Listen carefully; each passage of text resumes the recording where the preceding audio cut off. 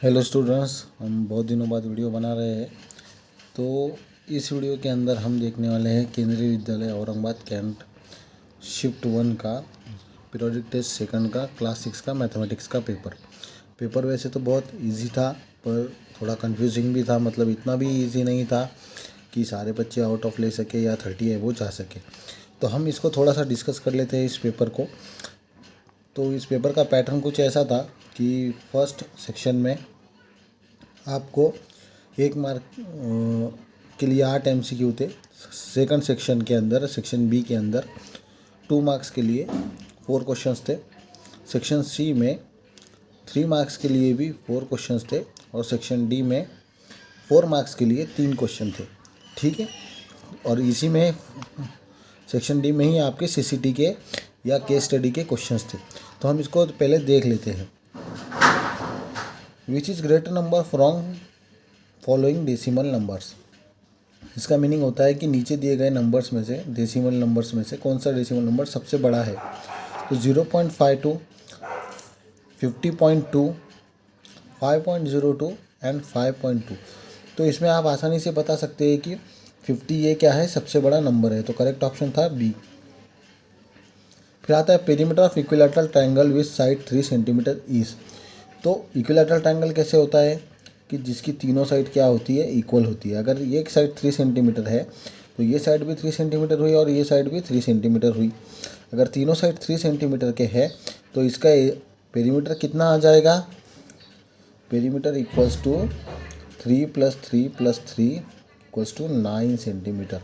तो इसका था C option correct. The perimeter of regular hexagon of side 1 metre is. तो सबसे पहले तो यहाँ पे आपको ये रेगुलर का जो वर्ड है इसका मीनिंग समझना है। रेगुलर मीन्स जिसके सभी साइड इक्वल हो। तो एक हेक्सागोन है जिसके सभी साइड इक्वल है और उसकी एक साइड हुई है 1 मीटर की। तो रेगुलर हेक्सागोन है। हेक्सागोन में कितने साइड होते हैं, 6 साइड होते हैं। ठीक है। तो हम 1 को 6 टाइम ऐड करेंगे या 6 × 1 कर लेंगे। सिंपल आ जाएगा 6 मीटर। ये है हमारा ऑप्शन सी। आप इसको फिगर के मदद से भी समझ सकते हैं। अब ये मेरा रेगुलर हेक्सागोन तो नहीं बना, पर हम ऐसा मान लेंगे ये रेगुलर है। हर एक साइड कितनी है, 1 मीटर की। 1 + 1 2, 2 + 1 3, +1 4, +1 5, +1 6। Okay, 6 metre is correct option. Question number 4, 5 kg 5 gram is equals to 5 kg 5 gram is equals to 5.005 kg। Okay, तो इसका करेक्ट ऑप्शन था सी। उसके बाद है the area of square having side 4 centimetre. Area की property क्या होती है कि उसके चारों साइड क्या होते हैं, इक्वल होते हैं।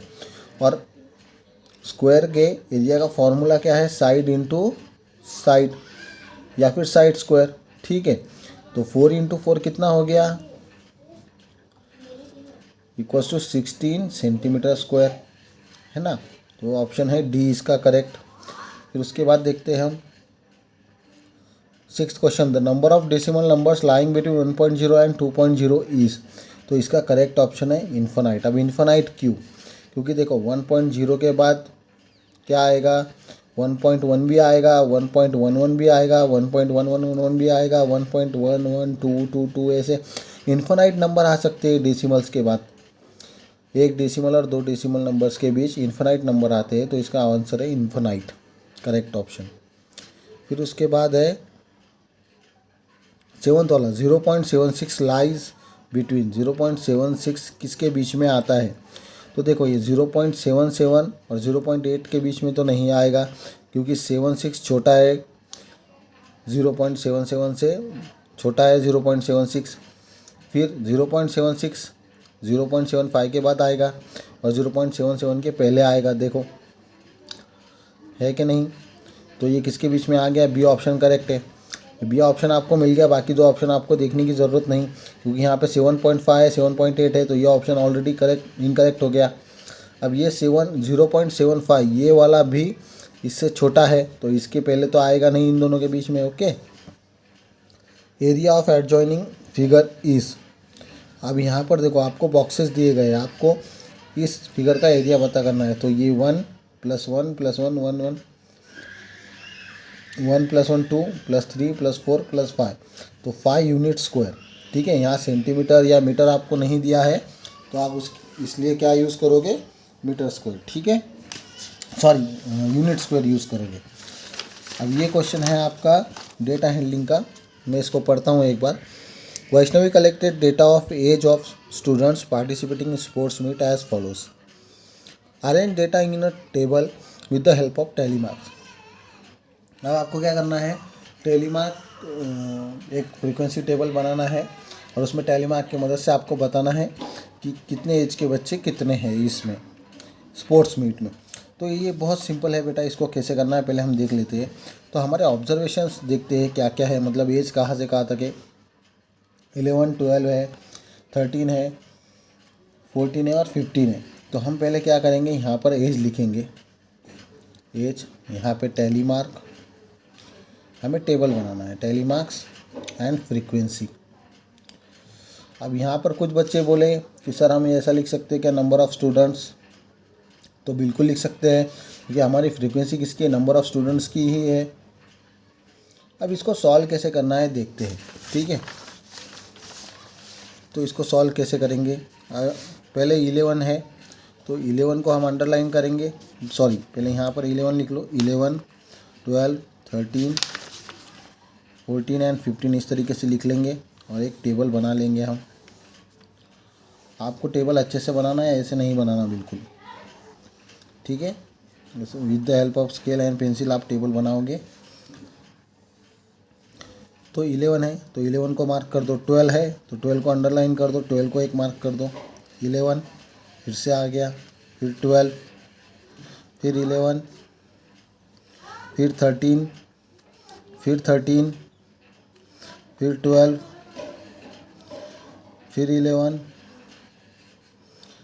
फिर 12, फिर 11। तो अब ये 5 का एक सेट हो गया, फिर 12, ये 5 का एक सेट हो गया, इसको अंडरलाइन करना नहीं बोलना, फिर 14, फिर 12, फिर 14, फिर 12, फिर 11, फिर 15, फिर 12, फिर 13, फिर 15, फिर 12, फिर 12, फिर से एक 5 का सेट हो गया 12 का, फिर 11 कहाँ पर है, यहाँ पर। तो अब इसको हम काउंट कर लेते हैं। ठीक है, 5 + 2 7, 5 + 5 10, 3 है, ये 2 है, ये 2 है। अगर आपको काउंट करने बोला जाए कि टोटल नंबर ऑफ़ स्टूडेंट्स कितने थे तो आप इसको काउंट करके बता सकते हो कि टोटल कितना आएगा, 24 आएगा। तो 24 स्टूडेंट्स थे। अब अगला क्वेश्चन देखते हैं, find the value of 18.25 subtracted from 22.50। अब बच्चे यहाँ पर ही गड़बड़ करते हैं। क्या गड़बड़ करते हैं देखो, आपको क्या बोला है, 18.25 को आपको सब्ट्रैक्ट करना है इसमें से 22.50 में से। तो हम इसको कैसे करेंगे, इधर देखो, 22.50 माइनस 18.25। अब यहाँ पर आपको देखना है, जीरो में से आप 5 सब्ट्रैक्ट नहीं कर सकते, आगे से एक उधार ले लो, बोरो कर लो। ये 10 हो गया, 10 में से 5 सब्ट्रैक्ट करने के बाद 5 आया, यहाँ पर हो गया 4, ऐसे लिख लेना, 4 - 2 2 हो गया। डेसिमल एज इट इज़ रहने दो। We can't subtract 8 from 2, so we will take 1 from next number. 12 - 8 4, here is 1, now 1 - 1 0। तो कितना आंसर आया आपका, 0.24। यह है आपका आंसर क्वेश्चन नंबर 10 के फर्स्ट का। अब सेकंड देखते हैं। सेकंड में क्या बोला है, हमें इसको ऐड करना है। अब इसको ऐड करने के लिए आप पहले 2 नंबर ऐड करके फिर तीसरा भी कर सकते हो या डायरेक्ट भी कर सकते हो। तो मैं इसको डायरेक्ट करता हूँ। अब इसको डायरेक्ट ऐड करते समय एक बात याद रखना कि डेसिमल के नीचे ही डेसिमल लिखना है आपको, चाहे यहाँ 10 नंबर हो, चाहे 5 नंबर हो, चाहे कितने ही नंबर हो, डेसिमल के इस साइड या उस साइड। 280.39, नेक्स्ट है 25.7 एंड 0.11। अब जहाँ कुछ नहीं वहाँ मैं ज़ीरो लिख दूंगा क्योंकि इसकी वैल्यू चेंज नहीं होती, कोई दिक्कत नहीं, ज़ीरो हम लिख दे। तो 9 + 1 10 हो गया, तो यहाँ पर 0 आ गया, 1 कैरी हो गया आगे। 1 + 4 1 + 3 4 4 + 7 11, 11 + 1 12, 2 आ गया, 1 फिर से कैरी हो गया, 1 + 5 6, 8 + 2 10, 0 1 कैरी हो गया, ये 3। अब मैंने ये लिख तो दिया, पर इसमें एक गड़बड़ है कि डेसिमल नहीं है, डेसिमल लगाना भूलना नहीं, ये आपका फाइनल आंसर। ओके, अगर आप ऐसा कर लो तो 2 में से 2 मार्क आपको मिल जाएंगे। अब क्वेश्चन नंबर 11 की तरफ आते हैं। Find the perimeter of triangular garden if length of its sides are 15 metre, 12 metre, 20 metre. ये बहुत सिंपल है। एक ऐसा ट्रायंगुलर गार्डन है, कैसा, इस तरीके से दिख रहा है सभी को स्क्रीन ऐसे। अब ये है 12 मीटर,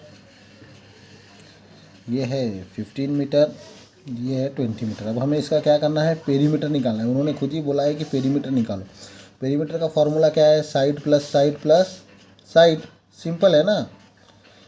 तो क्या करेंगे हम, 12 + 15 + 20 कितना होता है, देखो 5 + 2 7, 2 + 1 + 1 4, 47 मीटर। मीटर लिखना नहीं भूलना, समझ गए। चलो, अब ये क्वेश्चन है, ये क्वेश्चन आपके बुक का ही है, question number 12, find the area of adjacent figure. ये क्वेश्चन आपके बुक का ही है, तो इसको हम देखते हैं। आपको इसके अंदर क्या करना है, एरिया निकालना है। एरिया का फॉर्मूला कैसा है फिर, ये 1, हम पहले कंप्लीट स्क्वायर काउंट करेंगे, 1 2 3 4 5, कंप्लीट स्क्वायर है 5, तो 5 × 1 प्लस, अब हम देखेंगे मोर देन हाफ स्क्वायर्स कितने हैं, तो ये है 1, ये 2, ये 3, ये 4, ये 5, दिस वन 6 7 8 एंड 9। 9 स्क्वायर है मोर देन हाफ। अगर मोर देन हाफ स्क्वायर हो तो हम उसको 1 ही काउंट करते हैं, 9 × 1। अब ये जो है हाफ स्क्वायर कहीं नहीं, हाफ से कम है, तो हाफ से हम कम हो तो उसको क्या करते हैं, निगलेक्ट कर लेते हैं। 5 + 9 = 14 यूनिट स्क्वायर। क्या आएगा आंसर, 14 यूनिट स्क्वायर। अगर आप 14 बॉक्सेस भी लिख दो तो चल जाएगा, या 14 स्क्वायर्स लिख दो तो भी चल जाएगा, कोई परेशानी नहीं। अब आगे बढ़ते हैं क्वेश्चन नंबर 13 की ओर। The length of square hall is 11 metre, find the cost of flooring of the square hall eight 50 rupees पर स्क्वायर मीटर। ओके, तो मैंने आपको बताया था कि ऐसे क्वेश्चंस आते हैं तो आपको इसको डायग्राम बनाकर सॉल्व करना है। विदाउट डायग्राम आप कर पाओगे क्या, नहीं कर पाओगे। तो इसको हम देखते हैं अभी, with the help of diagram ही देखना है ऐसे क्वेश्चंस को। तो क्वेश्चन क्या है, the length of square hall. Square hall बोला है तो पहले स्क्वायर हॉल बना लेते हैं। ये हमारा स्क्वायर हॉल है, इसकी लेंथ है 11 मीटर। अब हमें फ्लोरिंग का कॉस्ट पता करना है, तो अगर ये 11 मीटर है तो ये भी 11 मीटर है। अब फ्लोरिंग करनी है तो इसका मतलब हमें एरिया निकालना पड़ेगा।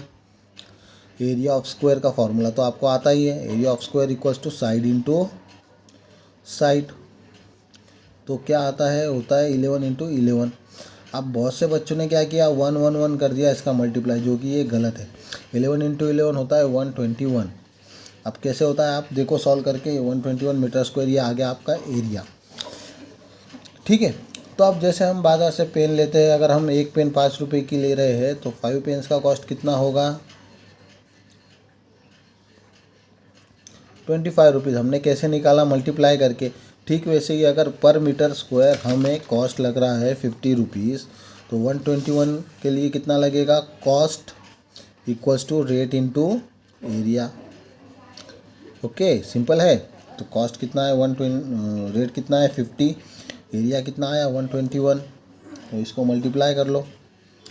अब ये 0 है तो 0 से मल्टीप्लाई करने की ज़रूरत है क्या, नहीं, हम सीधा 5 से मल्टीप्लाई करेंगे। 5 1 ज़ा 5, 5 2 ज़ा 10, तो 0 इधर आया, 1 कैरी हो गया, 5 1 ज़ा 5 6।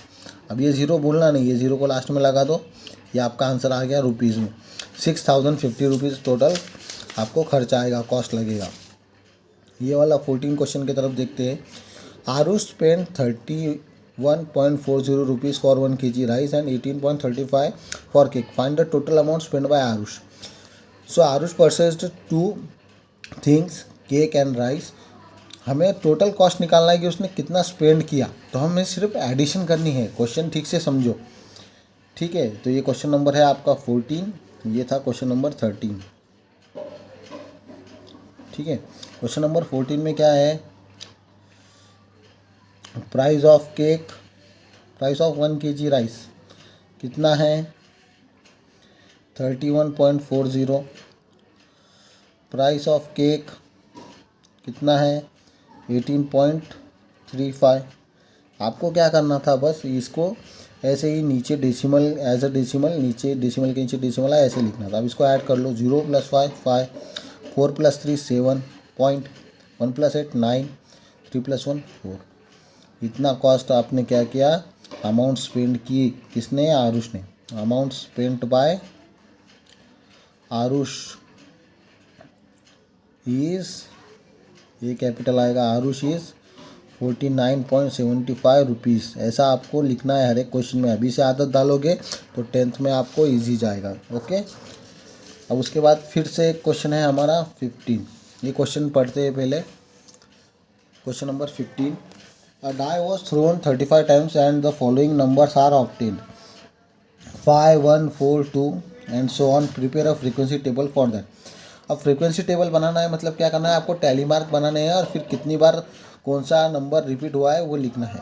ठीक है, तो इसमें भी हमें क्या करना है, सिंपली फ्रीक्वेंसी टेबल बनाना है। तो इसको हम बना लेते हैं। कैसे बनाएंगे फ्रीक्वेंसी टेबल, यहाँ पर लिखेंगे नंबर, यहाँ पर टैली मार्क और यहाँ पर फ्रीक्वेंसी। ठीक है, इसको इस बार मैं थोड़ा ठीक से बनाता हूँ।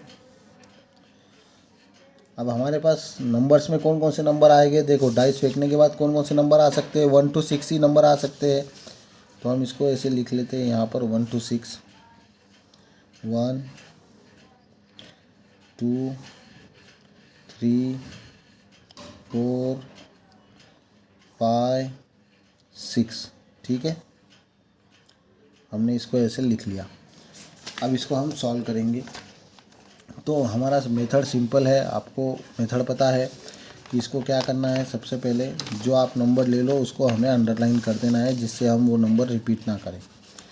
तो इसको मैं क्या करता हूँ, मैं जल्दी से सॉल्व करता हूँ फिर आपको कंटिन्यू करता हूँ। ठीक है, क्योंकि इसमें वीडियो ज़्यादा जाएगा तो मैं आपको सॉल्व करके आपको बता देता हूँ।